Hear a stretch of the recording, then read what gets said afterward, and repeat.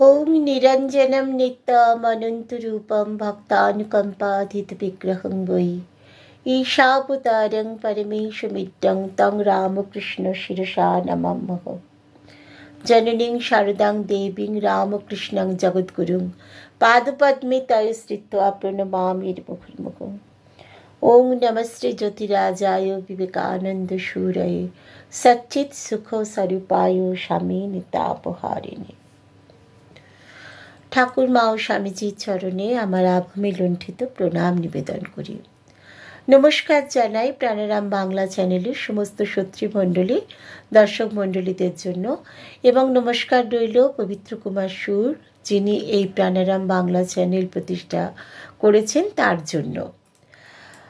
আমরা আগের দিন ঠাকুরের বৈশিষ্ট্য যে ধর্ম সমন্বয়, সেই সম্পর্কে শ্রীমদর্শন থেকে, স্বামী নিত্যাত্মানন্দের লেখা শ্রীমদর্শন থেকে আমরা অনুধ্যানে আলোচনা করছিলাম। সেখানে আমরা দেখেছি যে ত্যাগ যদি না করা যায় তাহলে অমৃতত্ব লাভ হয় না, এবং ত্যাগ কিভাবে করতে হবে, অর্থাৎ আমাদের যা কিছু জীবনের চাওয়া পাওয়া, সেই সমস্ত কিছুকে ভোগ, সমস্ত কিছু মানে একটা জীবন না হয় গেল, কোনো কম্প্রোমাইজ করলে চলবে না। মিনমিনে নয়, পিনপিনে নয়, প্লেজারেবল বা সেন্সেশনের যে ইন্দ্রিয় সুখের বশ্যতা শিকার আমরা করব না, এই বলে আমাদের কিন্তু একদম পুরোপুরি খুব কঠিন মনোভাবা সম্পন্ন হতে হবে। সেটা যদি করতে পারা যায়, যেটা ঠাকুর সবসময় বলতেন ৭৫ টাকার গরু, যার লেজে হাত দিলেই লেজটা মানে গরুটা লাফিয়ে উঠবে, সেই রকম যদি আমরা হতে পারি যে আমরা এই জীবনের ইন্দ্রিয় সুখের বশ্যতা স্বীকার করব না, তবেই কিন্তু আমাদের অগ্নি মন্ত্রে দীক্ষিত হতে পারবো। এবং দুর্বলের আত্মদর্শন অসম্ভব, এটা শ্রীম তার সমস্ত ভক্তদের কাছে এটা বলছে। দেখো, যদি ত্যাগ করতে পারো, যে ইন্দ্রিয় সুখের বশ্যতা স্বীকার না করে যদি একেবারে আমরা ভগবানকেই লাভ করব, এই জেদ যদি মনের মধ্যে আনতে পারো, তবেই কিন্তু ঈশ্বর লাভ সম্ভবপর, অন্যথায় ঈশ্বর লাভ সম্ভবপর নয়। এরপরে আরেকটা দিন, যেদিন সবাই ওই জাম গাছতলায় বিকেল ৪টের সময় জড়ো হয়েছেন, এবং সেদিন হচ্ছে কি ভাগবত পাঠের দিন, একাদশ স্কন্ধ দ্বাদশ অধ্যায়, সেখানটায় হচ্ছে সাধু সঙ্গ মাহাত্ম্য, তার যে পাঠ সেটা চলছে। পাঠক যিনি, তিনি পড়ছেন যে শ্রীকৃষ্ণের কথা বলছেন। শ্রীকৃষ্ণ কি বলছেন, যে আমি সাধুসঙ্গ দ্বারা যেরূপ বশীভূত হই, যোগানুষ্ঠান, জ্ঞানার্জন, ধর্মনিষ্ঠা, বেদপাঠ, তপশ্চরণ, দান, ইষ্টাপুত্র অর্থাৎ যজ্ঞ, দক্ষিণা, ব্রত আচরণ, দেবার্চন, গোপ্য মন্ত্র জপ, তীর্থ সেবা বা যম নিয়মাদি দ্বারা সেরূপ বশীভূত হই না। তাহলে শ্রীকৃষ্ণ বলছেন তিনি সাধু সঙ্গ দ্বারাই একমাত্র বশীভূত হন, সাধু সঙ্গ ছাড়া অন্য কোনোভাবেই তিনি বশীভূত হন না।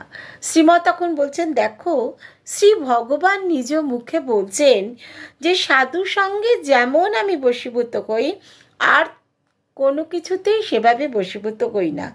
অর্থাৎ এই যে তপস্যা, ব্রত, ধর্মনিষ্ঠা, বেদপাঠ, যম নিয়ম সমস্ত কিছু করা, যজ্ঞানুষ্ঠান করা, পুজো করা, সমস্ত কিছু হচ্ছে সাধু সঙ্গের নিচে। তাহলে আমাদের শ্রীকৃষ্ণের বাণী অনুযায়ী আমাদের এই কাজটাই করতে হবে, যে সাধু সঙ্গ করতে হবে, সাধুর কাছে ভালো কথা শুনতে হবে, এবং জীবনে সেই ব্রত আচরণ করতে হবে। তবে আমরা আমাদের যে অভীষ্ট লাভ সেটা করতে পারবো, কারণ শ্রীকৃষ্ণকে তখনই কিন্তু আমরা লাভ করার উপযুক্ত হতে পারবো। এরপর শ্রীম ঠাকুরের সম্পর্কে বলছেন, কারণ তার তো সবটাই ঠাকুর জুড়ে, তো সেই জন্য ঠাকুরের উদাহরণ দিয়ে বলছেন, দেখো ঠাকুর বলতেন যে যার সঙ্গ করলে ঈশ্বরের উদ্দীপন হয়, অর্থাৎ যে ব্যক্তির কাছে এলে, যে ব্যক্তির সাথে দুটো কথা বললে তোমার ভিতরে একটা ঈশ্বরের উদ্দীপন হবে। ঈশ্বর আছেন, ঈশ্বরকে আমি অনুভব করছি তার সাথে কথা বললে, বা যে জায়গাতে হয়তো কোনো পুজো করছে সেখানে গেলে পরেই সমস্ত মন প্রাণ ঈশ্বর প্রাণা হয়ে যাবে। সেইটা যদি হয় তবে তিনি হচ্ছেন সাধু, অর্থাৎ যিনি ভগবান দর্শন করেছেন এবং সর্বস্ব ত্যাগ করে ভগবানের জন্য সমস্ত কিছু ত্যাগ করে তাকে দর্শনের জন্য ব্যাকুল হয়ে রয়েছেন। এবং এই প্রসঙ্গে অবতার প্রসঙ্গ এলো, তখন শ্রীমা বলছেন যে অবতার হচ্ছেন কে? ঠাকুর। তিনি হচ্ছেন সাধুদের মধ্যে শ্রেষ্ঠ। অবতারই সাধু তৈরি করেন, কারণ তিনি একমাত্র তার যে যে জ্ঞান, তার যে বাণী, তার যে মানে উপদেশ, তার মাধ্যমে সাধু তৈরি করেন। তিনি একটা উদাহরণ দিচ্ছেন শ্রীমা, যে একবার একজন ঠাকুর মায়ের কাছে বসে আছে, তো ঠাকুরের সেখানে পুজো হওয়ার পরে মা তখন সেই ভক্তকে বলছেন, মহিলা ভক্ত, যে দেখো এত লোক দেখলাম, এত সাধু দেখলাম, কিন্তু ঠাকুরের মতন অমনটি একটিও দেখতে পেলাম না, অমনটি যেন দেখা যায় না। তখন সেই ভক্তটি বলছেন যে মা, তুমি যে কি বলো তার কোনো ঠিকানা নেই। অপর সাধুরা কি হয়েছেন? এখানে এসেছেন উদ্ধার হতে, আর ঠাকুর তিনি এসেছিলেন অন্যকে উদ্ধার করতে। তার সঙ্গে তুমি যে সাধুদের দর্শন করছো তাদের সঙ্গে মিলবে কি করে? কারণ ঠাকুরকে দর্শন করে, ঠাকুরের কথা শুনে, ঠাকুরের উপদেশ নিজের জীবনে গ্রহণ করে তারা সব সাধু হয়েছে, অর্থাৎ সাধুদের তৈরি তিনি করেছেন। আর তুমি যাদের দেখছো তারা নিজেরা সাধু হতে এসেছেন। সুতরাং ঠাকুরের সঙ্গে এদের কারোর তুলনা করা চলে না। সেই প্রসঙ্গে শ্রীমা বলছেন ঠাকুর এসে একটা আলাদা থাকের সাধু তৈরি করেছেন, যারা কি ঈশ্বর ছাড়া আর কারুকে চান না।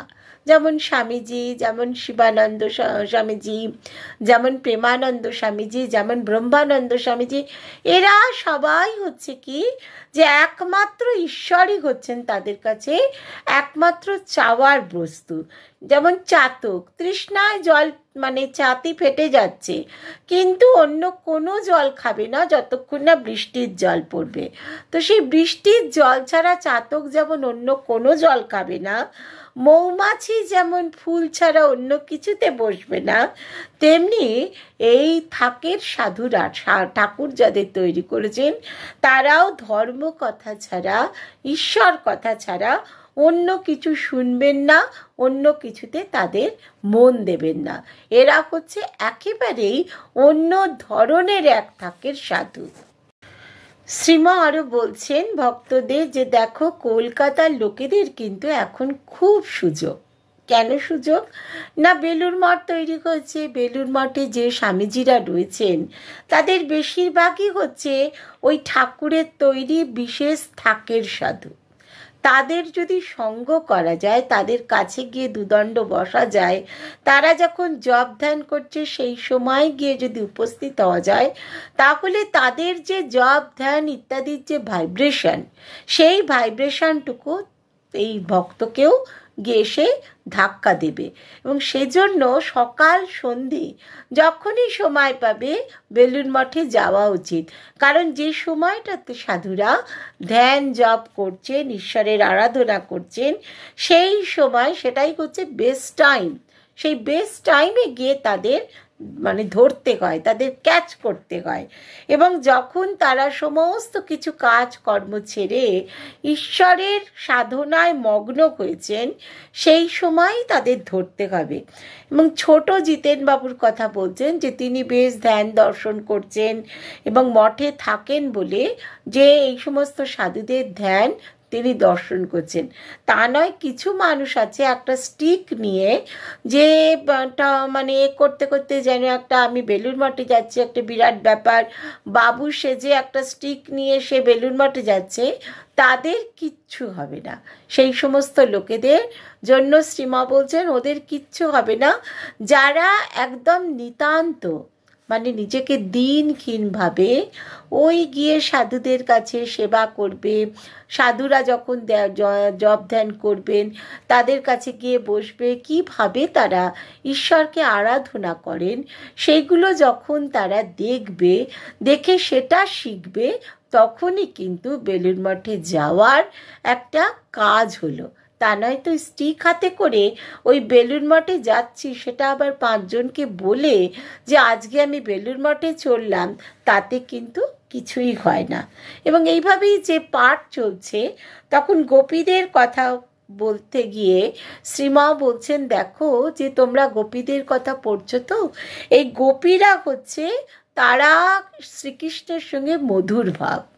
তারা শ্রীকৃষ্ণ বই অন্য কিছু জানতো না। শ্রীকৃষ্ণকে ভালোবেসে তারা যোগীশ্বর যারা অর্থাৎ অনেক দিন ধরে তারা যোগ সাধনা করছেন, সেই যোগীশ্বরদেরও তারা ওপরে উঠে গিয়েছিল। কারণ কি, তারা শ্রীকৃষ্ণকে প্রাণ দিয়ে ভালোবেসেছে। এবং ওই রাসলীলায় আমরা দেখি যে যেমন অবস্থায় রয়েছে, শ্রীকৃষ্ণের বাঁশি শুনে তারা দৌড়ে ঘর থেকে সেই অবস্থাতেই বেরিয়ে গেছে। অর্থাৎ কৃষ্ণই তাদের ভগবান, কৃষ্ণই তাদের প্রাণ, কৃষ্ণই তাদের আরাধ্য, এবং তাকে ভালোবেসে সব কিছু তারা ত্যাগ করতে ভাগবতের মানে যিনি পড়ছেন তিনি একটা অংশে রয়েছেন যেখানটায় বলা হচ্ছে শ্রীকৃষ্ণের কথাতেই, মানে তার মুখেই বলা হচ্ছে, সমাধিকালে মুনিগণ যেরূপ নাম ও রূপ অপরিজ্ঞাত থাকেন। অর্থাৎ যখন সমাধি হয়ে যায় তখন মুনিরা বা ঋষিরা যাদের সমাধি হলো, তাদের নাম রূপ এই সমস্ত সম্পর্কে কোনো রকম আর তাদের জানা থাকে না। সেই রকম অতি আসক্তি বশত যে গোপীরা তাঁতেই মন নিবদ্ধ করেছিল, যে গোপীরা শ্রীকৃষ্ণতেই তাদের মন প্রাণ সমস্ত কিছু অর্পণ করেছিল বলে, যে তারা কাছের কোনো জিনিস বা দূরের কোনো জিনিস কোনোটাকেই এমনকি নিজ দেহ পর্যন্ত জানতে পারিনি। সমুদ্রে যে নদী মিশে যাবে, ঠিক সেই রকমভাবে যখন সমুদ্রের দিকে নদী এগিয়ে যাচ্ছে ঢাল বরাবর, সে একেবারে তার মধ্যে একটাই বাসনা, সমুদ্রে গিয়ে সে পড়বে। এবং যেভাবে নদী সমুদ্রের দিকে তার ঢাল বরাবর একেবারে বেগে ধাবিত হয়ে সমুদ্রে গিয়ে পড়ে, ঠিক সেই রকমভাবে গোপীরা শ্রীকৃষ্ণকে ভালোবেসে একদম সম্পূর্ণ মন প্রাণ শ্রীকৃষ্ণের মধ্যে অর্পণ করে শ্রীকৃষ্ণের দিকে ছুটে চলে গিয়েছিলেন, এবং তার জন্যেই তারা শ্রীকৃষ্ণকে অর্জন করেছিলেন। কারণ যখন আমরা রাসলীলার কথা পড়ি তখন সেখানে আমরা দেখি যে বাঁশি যখন বাজলো তখন গোপীরা যে যেরকম অবস্থাতে ছিল, কেউ দুধ দুইছে সেই অবস্থাতে বালতি ফেলে রেখে দৌড়চ্ছে, কেউ হয়তো ছেলেকে খাওয়াচ্ছে সেই অবস্থাতে ছেলেকে খাওয়ানোর খাবার ছেলে সব পড়ে রইল সেই অবস্থায় দৌড়চ্ছে, কেউ হয়তো স্বামী সেবা করছে সেই অবস্থাতেই ফেলে রেখে দিয়ে দৌড়চ্ছে। এবং এমনকি তারা এত মানে শ্রীকৃষ্ণেতে মানে তাদের মন প্রাণ অর্পণ করে দিয়েছিল যে কেউ হয়তো যে কাঁচুলিটা সেটা হয়তো ঘাগরা ভেবে পড়ছে, ঘাগরাটাকে মানে কাঁচুলি ভেবে পড়ছে, তাদের মানে ওড়নাটাকে তারা হয়তো কোমরে জড়িয়ে নিচ্ছে এবং ঘাগরাটাকে মাথায় জড়িয়ে নিচ্ছে। অর্থাৎ তাদের দেহ সম্পর্কিত কোনো ভাবই তাদের মধ্যে নেই, তারা একেবারে পুরোপুরি শ্রীকৃষ্ণ নির্ভর হয়ে রয়েছে।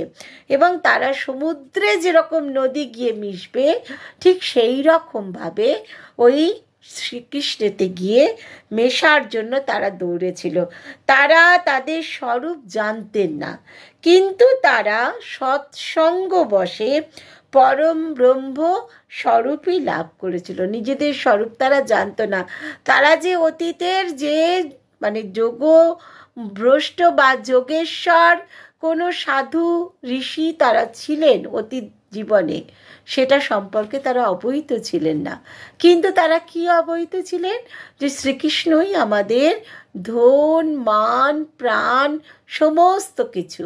এবং সেই প্রাণ মন এক করে সেই শ্রীকৃষ্ণ ধন লাভ করার জন্য তারা দৌড়েছে। শ্রীমা ভক্তদের বলছেন যে দেখো, আমরা গীতার মধ্যে অষ্টাদশ অধ্যায়ে ৬৬ নম্বর শ্লোকে আমরা এটা দেখতে পাই। অর্জুনকে শ্রীকৃষ্ণ কি বলছেন? মামেকং শরণং ব্রজ, অর্থাৎ আমার শরণ নাও, তাহলে তোমার আর কোনো কর্তব্যই থাকবে না। উদ্ধবকেও একই কথা বলেছেন। অর্জুনকে যেভাবে বলছেন যে আমার শরণ নাও, তাহলে আর তোমার কোনো কর্তব্য থাকবে না, ঠিক সেই রকমভাবে উদ্ধবকেও বলছেন যে তুমি শ্রুতি, স্মৃতি, প্রবৃত্তি, নিবৃত্তি এবং শ্রোতব্য বা শ্রুত সমস্ত বিষয় সকল পরিত্যাগ করো। কি কি? শ্রুতি অর্থাৎ বেদ, স্মৃতি ন্যায়, প্রবৃত্তি নিবৃত্তি অর্থাৎ যত তোমার পাঠ্য জিনিস আছে, তোমার প্রবৃত্তি নিবৃত্তি সমস্ত কিছু, শ্রোতব্য যা শোনার যোগ্য এবং শ্রুত যা শুনেছ সমস্ত কিছু পরিত্যাগ করো। পরিত্যাগ করে অর্থাৎ সর্বধর্মান পরিত্যাজ্য মামেকং শরণং ব্রজ, যেরকম অর্জুনকে বলেছেন ঠিক একই কথা উদ্ধবকেও বলছেন, সর্বধর্মান সকল কর্তব্য সমস্ত কিছু পরিত্যাগ করো। তো শ্রীমা বলছেন যে পাঠককে আর একবার পড়ো তো। তখন সেই পাঠক আবার বলছেন যে শ্রীকৃষ্ণ বলছেন, হে উদ্ধব, আমি সকল দেহির আত্মস্বরূপ, সমস্ত প্রাণী, সমস্ত উদ্ভিদ, সকল যে যেমন দেহ ধারণ করে আছে তার আত্মস্বরূপ হচ্ছেন শ্রীকৃষ্ণ। তুমি একনিষ্ঠ ভক্তি বলে আমারই শরণ নাও, তোমার যে আর কিচ্ছু দরকার নেই, তুমি শুধুমাত্র শ্রীকৃষ্ণের শরণ নাও আর আমার প্রসাদেই অকুত ভয়। এবং যদি শ্রীকৃষ্ণের শরণ নিতে পারো, মামেকং শরণাং ব্রজ, যদি তার শরণ নিতে পারো, তাহলে তিনিই আশীর্বাদ করবেন তোমাকে এবং সেই আশীর্বাদে তোমার আর কোনো বিষয় সম্পর্কে ভয় থাকবে না। যদি ঈশ্বরের শরণ নেওয়া যায়, শ্রীমা বলছেন, তাহলে যমকেও ভয় পাওয়া যায় না। অর্থাৎ মৃত্যু আসবে, আমাকে এক্ষুনি নিয়ে যাবে, এই যে ভয়, এই ভয়ও থাকে না। কারণ কি? আমি তো শ্রীকৃষ্ণের, আমি শ্রীকৃষ্ণের কাছে যাব। সুতরাং যম এসে আমার কি করতে পারবে? ত্রিতাপ নষ্ট হয়ে যায় এবং তখন অভয় হয়, জীবন মুক্ত অবস্থা হয়। ভগবান বলছেন আমার প্রসাদেই এই অবস্থা লাভ হয়। অর্থাৎ কি? তার কৃপা, তাকে যদি মন প্রাণ সমস্ত কিছু তার চরণে অর্পণ করে থাকি আমরা, তাহলে আমাদের আর কোনো কিছু সম্পর্কেই কোনো চিন্তা থাকবে না। তিনি আমাদের উদ্ধার করবেন। মামেকং শরণাং ব্রজ, সব কিছু দূর করে দিয়ে সমস্ত কিছু যা কিছু পড়েছো, যা কিছু জেনেছো, সব কিছু বাদ দাও, দিয়ে শ্রীকৃষ্ণকে মনে প্রাণে একদম সম্পূর্ণভাবে তার কাছে নিবেদিত প্রাণ হও, শরণাগত হও। তবেই কিন্তু সব কিছু ছেড়ে তিনিই তোমাকে আশীর্বাদ করবেন যাতে তুমি অকুত ভয় হও। বেদে বলছেন যে অভয়ং বৈ জনক প্রাপ্ত অসি, অর্থাৎ হে জনক, তুমি ভগবানকে লাভ করেছো। জনক ঋষি মহা ঋষি বলা হতো, যে তিনি একদিকে ভগবানকে ধরে আছেন আর একদিকে সংসারকে ধরে আছেন। তো তুমি ভগবানকে লাভ করেছো, তাই জন্য অভয় হয়ে আছো। একমাত্র ঈশ্বরই কি করতে পারেন? অভয় দিতে পারেন। আর সমস্ত কিছু এই পৃথিবীতে যা কিছু আছে সব কিছু হচ্ছে ভয়াবহ। একমাত্র ঈশ্বরের শরণাপন্ন হওয়া, সেটাই হচ্ছে অভয়। ঠাকুর রামপ্রসাদের গান গাইতেন, আমি অভয় পদে প্রাণ সপেছি, আমি আর কি যমের ভয় রেখেছি। যে অভয়প্রদে যখন প্রাণ সমর্পণ করা হয় তখন আর যমের ভয় থাকে না। সেজন্য উদ্ধবকে শ্রীকৃষ্ণ বলছেন যে তুমি সর্বধর্মান, সকল কর্তব্য যা কিছু পড়েছ, যা কিছু শুনেছ, যা কিছু জেনেছ, সমস্ত কিছু পরিত্যাগ করে একমাত্র শ্রীকৃষ্ণতেই শরণাগতি হও। এবং ঠাকুরের এই প্রসঙ্গে ঠাকুরের একটা কথা শ্রীমা বলছেন ঠাকুরের এক একটি কথা হচ্ছে মহামন্ত্র। এর একটি কথাই যদি জপ করা যায় অন্য সব বাদ দিয়ে, তাহলেই কি হয় যে সিদ্ধ হয়ে যায়। যেমন ঠাকুর বিজয়কৃষ্ণ গোস্বামীকে বলেছিলেন, এবং যখন তারা কেশব সেন বা ইত্যাদিরা সবাই এসছে, ব্রাহ্ম ধর্মের যারা, তারা সবাই ঠাকুরের কাছে এসেছেন, ঠাকুর তখন তাদের বলছেন, বলো ভক্ত ভাগবত ভগবান। তারা সবাই মিলে বলছে ভক্ত ভাগবত ভগবান। ব্রহ্ম শক্তি, শক্তি ব্রহ্ম, ব্রহ্মই শক্তি, শক্তি ব্রহ্ম। আবার গুরু গঙ্গা গায়ত্রী, বেদ পুরাণ তন্ত্র, সচ্চিদানন্দ ব্রহ্ম, সচ্চিদানন্দ কৃষ্ণ, সচ্চিদানন্দ শিব। অর্থাৎ এই যে কথাগুলো ঠাকুর ব্রাহ্মদের বা অন্য ভক্তদের মানে উচ্চারণ করাতেন বারবার করে, সেইগুলোই যদি জপ করা হয়, সেই জপেই বলছেন যে ভগবানকে লাভ করা যায়। ভগবানকে একেবারে, এটাই হচ্ছে এক একটা মহামন্ত্র। এই মহামন্ত্র যদি জপ করা যায় তাহলেই সিদ্ধ হয়ে যাওয়া হবে। তাহলে আমরা আর একবার সেই মহামন্ত্রগুলোর কথা বলি।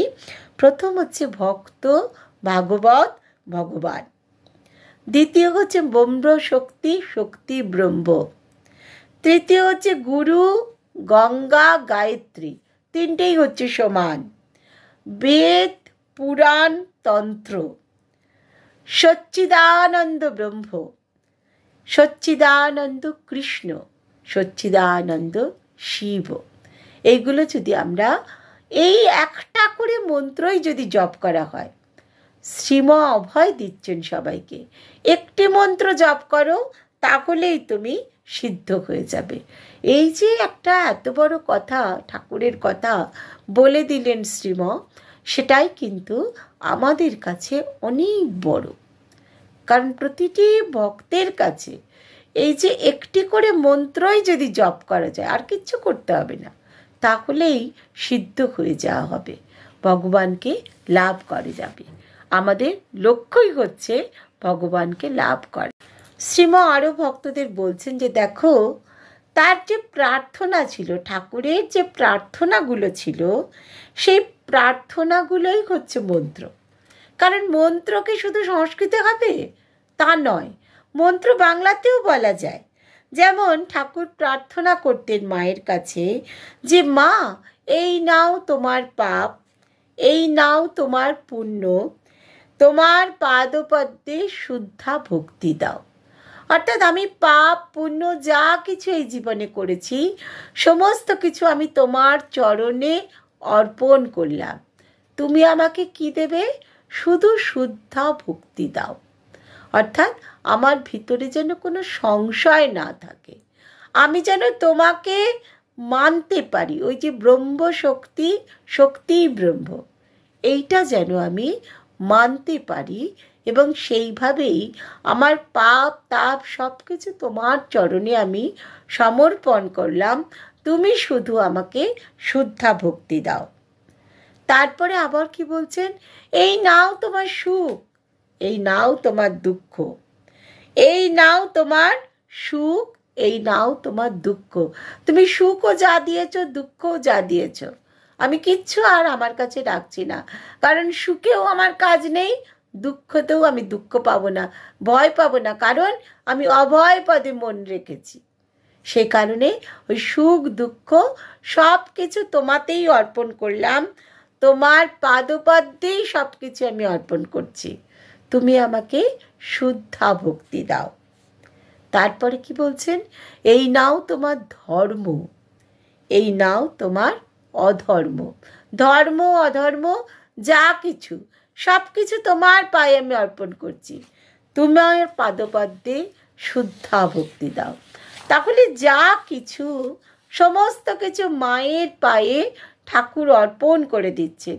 এই নাও তোমার ভালো, এই নাও তোমার মন্দ, তোমার পাদপদ্মে শুদ্ধা ভক্তি দাও। তাহলে সমস্ত কিছু পাপ নিলাম, পুণ্য নিলাম, যা করেছি জীবনে সব তোমাকে দিয়ে দিলাম, তুমি আমাকে শুদ্ধা ভক্তি দাও। তুমি ভালো মন্দ যা জীবনে করেছি সমস্ত কিছুর থেকে আমি বেরিয়ে আসছি, আমি শুধু তোমার চরণে শরণাগতি নিচ্ছি, তুমি আমাকে শুদ্ধা ভক্তি দাও। তুমি সুখ দিয়েছ, তুমি দুঃখ দিয়েছ, তাও আমি তোমার চরণে অর্পণ করছি, তুমি আমাকে শুদ্ধা ভক্তি দাও। তুমি ধর্মের কাজ করিয়েছ, তুমি অধর্মের কাজও করিয়েছ, সব কিছু তোমার চরণে অর্পণ করছি, তুমি আমায় শুদ্ধা ভক্তি দাও। শ্রীমা বলছেন দেখো এগুলো বাংলায়, এগুলো সংস্কৃততে নয়, কিন্তু এটাও হচ্ছে এক একটা মহামন্ত্র। এই মন্ত্রও যদি জপ করা যায় তাহলেও কিন্তু সিদ্ধ হতেই হবে। শ্রীমা বলছেন যে ঠাকুরের এই যে মহামন্ত্র, এগুলোই মহামন্ত্র, এইগুলোর প্রত্যেকটি বেদ পুরাণ শাস্ত্র সমস্ত কিছুর সঙ্গে মিলে যায়। এইগুলোই যদি কেউ সারা জীবন ধরে জপ করে যায়, সারা জীবনে ঠাকুরের এই একটাই কথা, তোমার ভালো তোমার মন্দ সবই আমি তোমার চরণে অর্পণ করলাম, তুমি আমাকে শুদ্ধা ভক্তি দাও, এই একটি কথা, বা তোমার পাপ তোমার পুণ্য তুমিই করিয়েছ আমাকে দিয়ে, আমি সেখানে কিছুই করিনি, আমি খারাপ কাজ করেছি, আমি ভালো কাজ করেছি, সে সবই আমি তোমার চরণে অর্পণ করলাম, তুমি শুধু আমাকে শুদ্ধা ভক্তি দাও। এইগুলোই যদি জপ করা যায়, ধ্যান করা যায়, তাহলে তার সমস্ত কিছু হয়ে যাবে, ঈশ্বর দর্শন তার হবেই। আমরা যখন মন্ত্র নিই তখন গুরু আমাদের কি দেন? কানে একটি মন্ত্র দিলেন এবং বললেন যে ওই মন্ত্র সারা জীবন ধরে জপ করতে। ওই একটি মন্ত্র নিয়ে, আর তো কিছু নয়, আর কোনো মন্ত্র জপ করছি না, আর কিছু নয়, আর কিছু করতেও হবে না। যদি তেজিয়ান সেরকম মন্ত্র হয়, ওই এক মন্ত্রতেই হচ্ছে সিদ্ধ মন্ত্র হবে। তো সেই রকম মন্ত্র দেখা যাবে কোনো সাধু মহাপুরুষ যে মন্ত্র পেয়েছেন, ঠিক সেই মন্ত্র মায়ের কাছ থেকে হয়তো পেয়েছেন, সেই মন্ত্রই সেই সাধু আবার তার ভক্তকে দিচ্ছেন, অর্থাৎ এগুলো প্রত্যেকটাই সিদ্ধ মন্ত্র, সেই তেজিয়ান মন্ত্র। যদি সেইভাবে জপ ধ্যান করা যায় তাহলে আমাদের সিদ্ধ হতেই হবে, সিদ্ধ আমরা হতে পারবো। কিন্তু কি করতে হবে? সমস্ত মন প্রাণ দিয়ে শরণাগত হয়ে হাত জোর করে তার কাছে প্রার্থনা করতে হবে, তোমার পাপ তোমার পুণ্য, তোমার ভালো তোমার মন্দ, তোমার সুখ তোমার দুঃখ তোমার কাছেই আমি অর্পণ করছি, এবং সমস্ত কিছু তুমি নিয়ে শুধুমাত্র তোমার চরণে আমাকে স্থান দাও আর শুদ্ধা ভক্তি দাও। এইটুকুই যদি প্রার্থনা করা হয়, তার এবং এটাই যদি কায় মনোবাক্যে হৃদয় দিয়ে যদি সব সময় ওই সকাল সন্ধে ঠাকুরের কাছে বসা হয় এবং এই কথাটাই বলতে পারা যায়, তাহলে কি হবে? আমরাও সিদ্ধ হতে পারবো। এটা শ্রীম সমস্ত ভক্তকুলকে অভয় দিচ্ছেন, শুধুমাত্র নিত্যাত্মানন্দ লিখছেন বলে তার কাছে নয়, বা যার যে সমস্ত ভক্তরা সেখানে বসে আছেন তাদের জন্য নয়, এটা সমস্ত ভক্তকুল যারা সে সময় আসেনি, যারা এখন এসেছে, যারা আগামী দিনে আসবে, সবাই যারা এই কথাটা পড়বে, প্রত্যেকের জন্য এক কথা, যে এইভাবে ঠাকুরের এই মহামন্ত্র নিয়ে যদি সাধনা করা যায় তাহলেই ঈশ্বরকে লাভ করতে পারা যাবে। আমরা পড়ি বেদের মধ্যে যে গায়ত্রী বলছেন ঈশ্বরকে যে হে ঈশ্বর, তুমি বিশ্ব ব্রহ্মাণ্ড রূপে বিরাজিত, তুমি তেজশালী সূর্যেরও পূজনীয়। অর্থাৎ সূর্যের যে তেজ, যেখানে মানে এত তেজে যে তার সামনের যে গ্রহগুলো, সেই গ্রহগুলোতে কোনো প্রাণের অস্তিত্ব নেই। শুক্র, বুধ, মঙ্গল, এরা সূর্যের কাছের যে গ্রহগুলো, তাতে কোনো প্রাণের অস্তিত্ব নেই। যদিও মঙ্গলে আছে, নেই ইত্যাদি বিজ্ঞানীদের অনেক কথা আছে, কিন্তু বুধ বা শুক্র সম্পর্কে কোনো কথা নেই। কারণ সূর্যের যে তেজ, সেই তেজে তারা একদম পুরো যেন আগুনের মতন জ্বলছে। কিন্তু আমাদের পৃথিবী এমন একটা দূরত্বে রয়েছে যে সেখানে প্রাণের অস্তিত্ব রয়েছে। তাহলে সূর্যের কাছে যেটা মানে সূর্য যে এত তেজরাশি যার, সেই সূর্যও হচ্ছে ভগবানকে পূজন করছে। ভগবান সূর্যের কাছেও হচ্ছেন পূজ্য। তিনি সকলের মন, বুদ্ধি, ইন্দ্রিয়ের চালক। আমি আজ ভালো কথা বলছি, আমি আজ খারাপ কথা বলছি, সেটা আমি করছি না, এটা ঈশ্বর আমাকে দিয়ে করাচ্ছেন। আমি হয়তো একটা মানে কোনো প্রাণী হয়তো ক্ষতি করছে, আমি তাকে হয়তো একঘা মারলাম, মনে করতে হবে আমি না, ঈশ্বরই মারলেন। আবার কোনো প্রাণীকে আমি ভালোবাসছি, হয়তো একটা বিড়াল এসছে তাকে ভালোবাসছি, বা হয়তো একটা কুকুর এসছে তাকে খেতে দিচ্ছি, ঈশ্বরই দিচ্ছেন আমার হয়ে। অর্থাৎ তিনিই সমস্ত কিছু ভালো, তিনিই সমস্ত কিছু মন্দ, যা কিছু সব তিনিই করছেন। আমরা কি করছি? তার ধ্যান করছি। কেন ধ্যান করছি? তার দর্শন লাভ করার জন্য। এই কথা তো ঠাকুরও একই কথা বলছেন, যে বেদে, পুরাণে, শাস্ত্রে যা পাওয়া যায়, ঠাকুরের কথাতেও একই জিনিস পাওয়া যায়। ঠাকুর বলছেন মাকে যে মা, তুমিই তো সব হয়ে রয়েছ, তোমার ইচ্ছাতেই সব কিছু চলছে। ইচ্ছাময়ী তারা তুমি, তোমার ইচ্ছাতেই সমস্ত কিছু চলছে। আমাদের মন, বুদ্ধি, চিত, অহংকার, চতুর্বিংশ তত্ত্ব, এই যে চতুর্বিংশতি তত্ত্ব সবই হচ্ছে কি তুমিই চালাচ্ছ, তাই জন্যই চলছে। সেজন্য ঠাকুর প্রার্থনা করতেন, মা আমি ঘর, তুমি ঘরণী, আমি রথ, তুমি রথী, আমি যন্ত্র, তুমি যন্ত্রী, তুমি যেমন চালাচ্ছ তেমনি চলছি, যেমন বলাচ্ছ তেমনি বলছি, যেমন করাচ্ছ তেমনি করছি। অর্থাৎ আমি কে? আমি তো কেউ নই, আমি তো তোমারই। তুমিই তো আমার ভিতরে রয়েছো, আমার হৃদয়ে তুমি রয়েছো। তুমি যেমনটি বলাচ্ছ সেরকম বলছি, যেমনটি করাচ্ছ সেরকম করছি। তুমিই হচ্ছ রথী, আমি হচ্ছি রথ, তুমি রথটাকে চালিয়ে নিয়ে যাচ্ছ। আমি হচ্ছি যন্ত্র, যে যন্ত্র দিয়ে বিভিন্ন কাজ হয়। তুমি হচ্ছ যন্ত্রী, যে কাজটা করে। তুমি যেমন বলাচ্ছ তেমনি বলছি, যেমন চালাচ্ছ তেমনি চলছি। সুতরাং আমি কেউ নই, তুমি সব। তুমি যেভাবে আমাকে চালাচ্ছ সেইভাবেই আমি চলছি। শ্রীমদ দর্শন থেকে আজ আমরা ঠাকুরের যে কথা, শ্রীমদ ভাগবত পাঠের সময়ে শ্রীমা বললেন যে বেদ, পুরাণ, শাস্ত্র ইত্যাদিতে যা যা কথা লেখা আছে, ঠাকুর প্রত্যেকটি কথা ঠিক সেইভাবেই বলেছেন। তিনি হয়তো সংস্কৃতে বলেননি, তিনি বাংলাতে বলেছেন, তার মনের কথাগুলি বলেছেন, এবং সেই কথাগুলি বেদ, পুরাণ ও শাস্ত্রে লেখা আছে। তিনি আমাদের সমস্ত কিছুর পথ দেখাচ্ছেন, তিনি আমাদের এগিয়ে নিয়ে যাচ্ছেন, তিনি আমাদের উপদেশ দিচ্ছেন। তার প্রত্যেকটি কথা এক একটি মন্ত্র।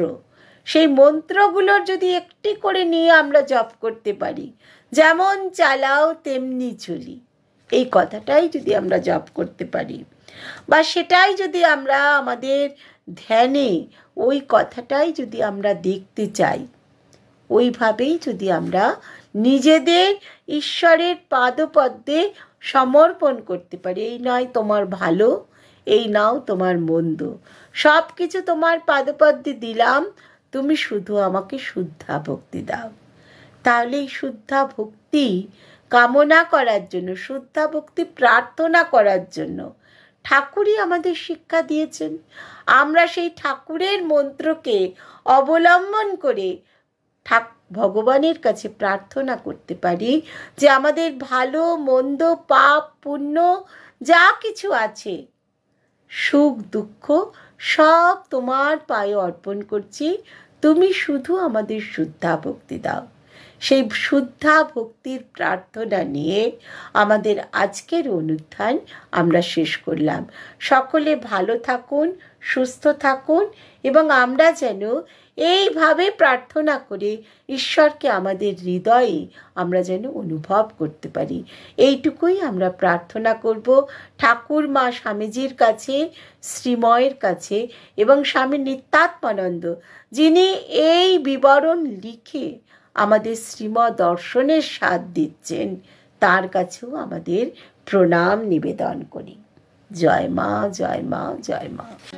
প্রাণারাম প্রাণারাম প্রাণা